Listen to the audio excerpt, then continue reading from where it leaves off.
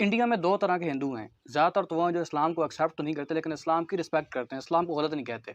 ये बातें बताई नहीं जाती, नजर लग जाती है। और उनमें से कुछ ख़ास ऐसे बेगैरत हैं जिनको कुछ ऐसी ख़ास किस्म की ख़्वाहिश होती है जो रात दिन इस्लाम के बारे में ऐसी ऐसी यहीं करते रहते हैं।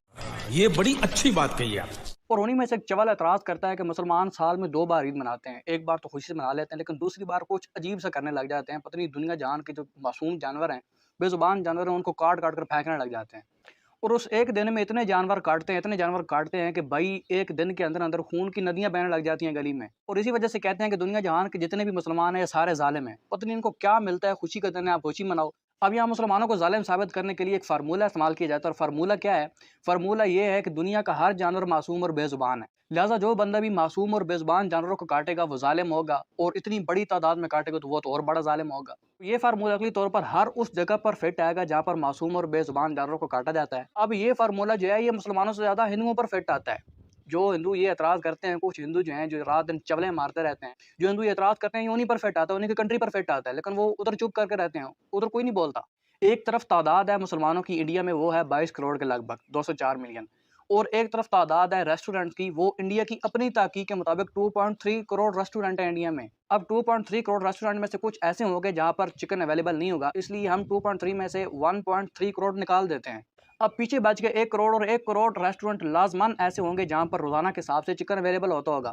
रोज़ाना के हिसाब से तकरीबन कोई 10 मुर्गियाँ अगर एक एवरेज निकाली जाए तो 10 मुर्गियाँ बनती हैं। कई ऐसे भी होंगे जहाँ पर 10 से ज़्यादा मुर्गियाँ काटी जाती होंगी, कई ऐसे होंगे जहाँ पर 10 से कम, लेकिन अगर एक एवरेज निकाली जाए कि हर रेस्टोरेंट पर कम अज़ कम भी लाज़मन 10 मुर्गियाँ ज़िबह की जाती हैं। अब अगर 1 करोड़ रेस्टोरेंट हों तो रोज़ाना के हिसाब से वहाँ पर 10 मुर्गियों को ज़िबह किया जाता होगा और 1 करोड़ को 10 से ज़रब दें तो ये भाई बनता है 10 करोड़। अब एक ऐसी कंट्री जहाँ पर रोज़ाना के हिसाब से 10 करोड़ मासूम बेजानवरों को ज़िबह किया जाता है और यही अमर रेस्टोरेंट पर ज़िबह करने वाला पूरा साल चलता है और पूरा साल मुर्गियों को ज़िबह करते रहते हैं। अब एक साल में 365 दिन होते हैं और अगर 10 करोड़ को 365 से ज़रब दें तो ये बनता है 36 अरब, यानी पूरा साल 36 अरब मासूम बेजानवरों को, मासूम मुर्गियों को जो बेज़ुबान हैं।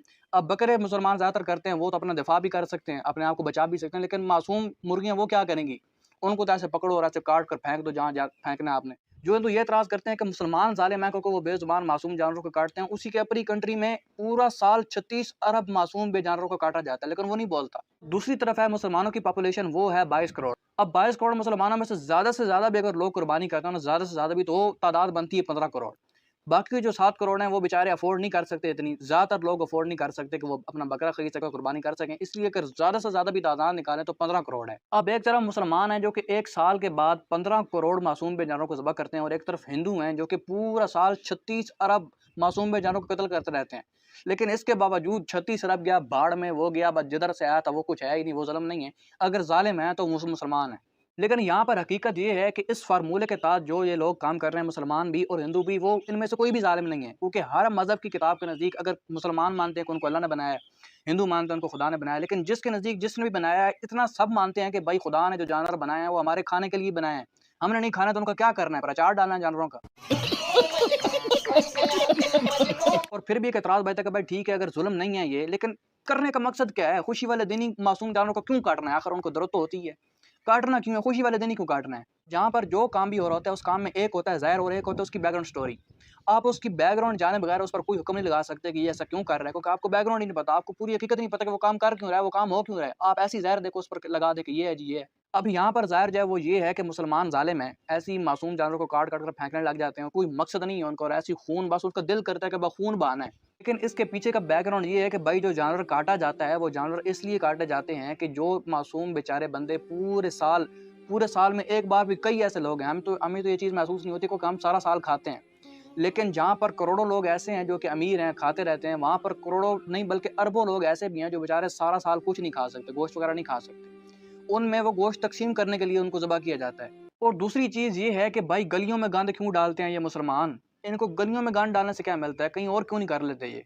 सारी जब भी कोई दूसरी ईद आती है, ईद खुशी का दिन होता है, लेकिन गलियों में बदबू आ रही होती है, खून की नालियाँ बह रही होती हैं वहाँ से। अब यहाँ पर एक वो चीज़ है जो कि सिखाता है इस्लाम, अगर इस्लाम ये सिखाए तो आप इस्लाम को गलत कह सकते हैं। लेकिन एक चीज़ वो है जो लोग खुद कर रहे हैं, यानी इस्लाम को मानने वाले खुद कर रहे हैं।